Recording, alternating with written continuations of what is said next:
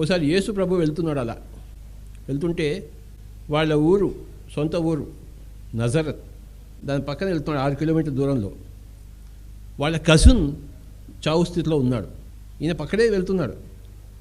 కబురు వచ్చింది, జీసస్ మీ కజిన్ చచ్చిపోతున్నాడు, నువ్వు వస్తే బతుకుతాడు, నువ్వు ఎంతోమంది బతికించావు, నీ సొంత కజిన్, నువ్వు రా అంటే ఈయన పోలే.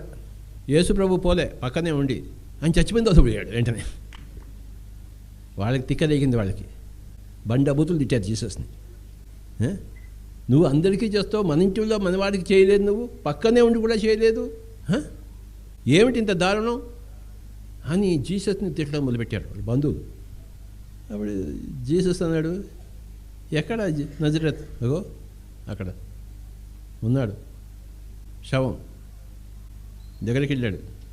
లజరస్ వాడి పేరు. లజరస్ లై అన్నాడు. ఎంతసేపు జీసస్కి లేపడం బుద్ధుడికి జీసస్కి లై అన్నాడు. అంతే, లటకం లేచి కూర్చున్నాడు.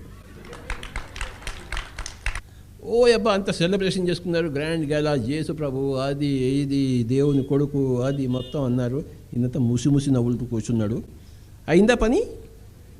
థ్యాంక్ యూ, ఇంకా పోవచ్చు అన్నాడు. వాడికి జీసస్తో ఏం పని? థ్యాంక్ యూ అని చెప్పేసి పోయాడు. 2 రోజులు వాడు కూడా పోయాడు.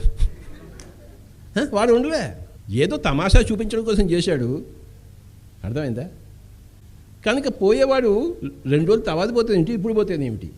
జీసస్ వెళ్ళిపోయింది 2 రోజులకి వాడు పోయాడు. మళ్ళీ పిలుచుకొస్తాడు జీసస్ని. అదేనా పని?